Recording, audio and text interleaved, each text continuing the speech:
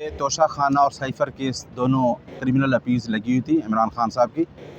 तो हमारी आज बहस शुरू हो गई। शुक्र है कि आज बहस शुरू हुई और ओपनिंग जो आर्गूमेंट्स हैं बैरिस्टर सलमान सफदर साहब ने शुरू किए और आज ये केस मंडे के लिए एडजर्न हो गया। इस केस में सबसे बड़ी जो खामियां हैं वो आप लोगों ने मीडिया ने पहले देख ली हैं कि जिस तरीके से साइफ़र का, अलकादर का और तोशा खाना का ट्रायल हुआ है वो सबके सामने है।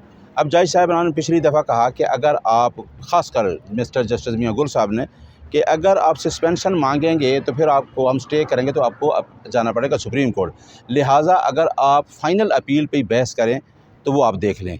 बहुत अच्छा हुआ, हमने फ़ाइनल अपील पे बहस शुरू कर दी है और आज पार्ट हर्ड एक अपील पे बहस साइफ़र केस पे हो गई है।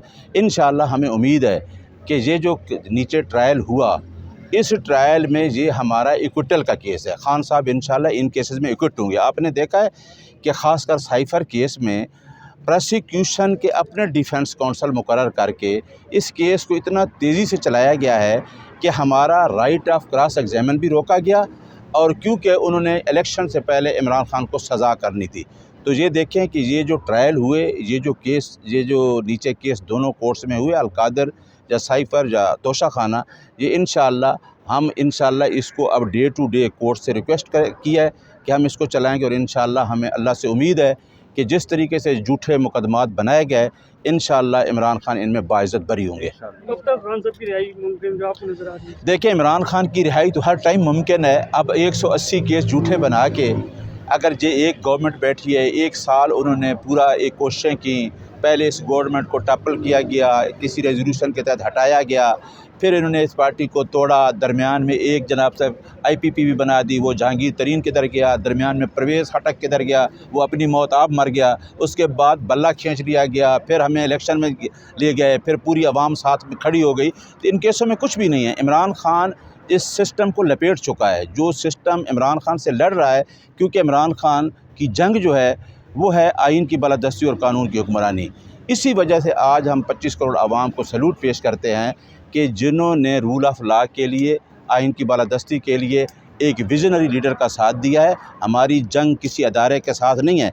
हम जज साहबान से भी यही कहते हैं कि जुडिशरी को इंडिपेंडेंट होना चाहिए, तब हम कहते हैं आइन की बालादस्ती, तब हम कहते हैं आज़ाद जज। जब आज़ाद जज होंगे तो आज़ाद फैसले आएंगे। तो ये तो आपने पिछला साल भी देखा PDM गवर्नमेंट का, अब उसी की दूसरी एक किस्त शुरू हो गई है।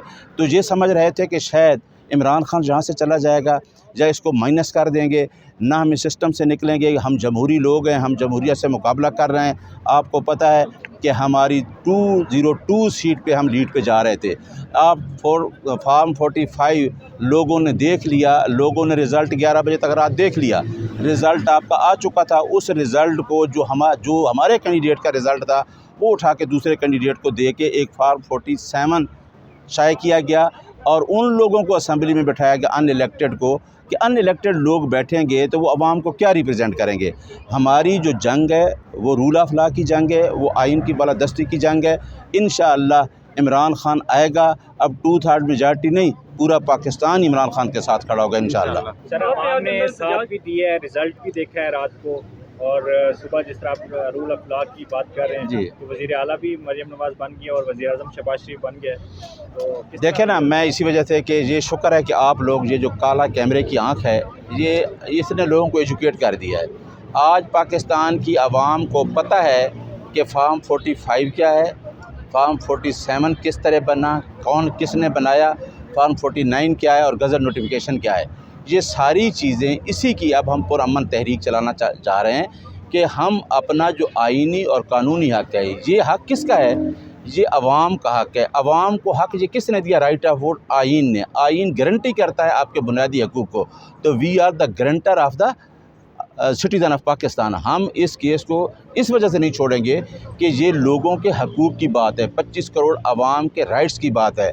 लेकिन मैं आपको ये बात बता दूं कि ये हमेशा जब तहरीक चलती है टाइम लेती है। जो इमरान खान ने तहरीक शुरू की है ना, जो वेलफेयर स्टेट की बात करता है, जो लोगों के हकूक़ की बात करता है, जो कहता है कि फ़लाही रियासत हो, इसके लिए बड़ी लंबी जंग है। ये जो माफिया और अशराफिया है, ये अब जंग आखिरी मराहल में दाखिल हो चुकी है। ये पाकिस्तान को इस तरह नहीं छोड़ेंगे। या तो अवाम देखे सामने सारी बाहर अवाम आ गई है, अब अवाम के राइट को ये लेके कितनी देर तक मीडिया के मुंह पे हाथ रखेंगे, کتنی دیر وکلاء کے منہ پہ ہاتھ رکھ لیں گے، کتنی دیر یہ عوام کے رائٹس کو دبا لیں گے. جتنا رائٹس کو دبائیں گے عوام اتنی ابھرے گی. تو انشاءاللہ ہم پرامن لوگ ہیں.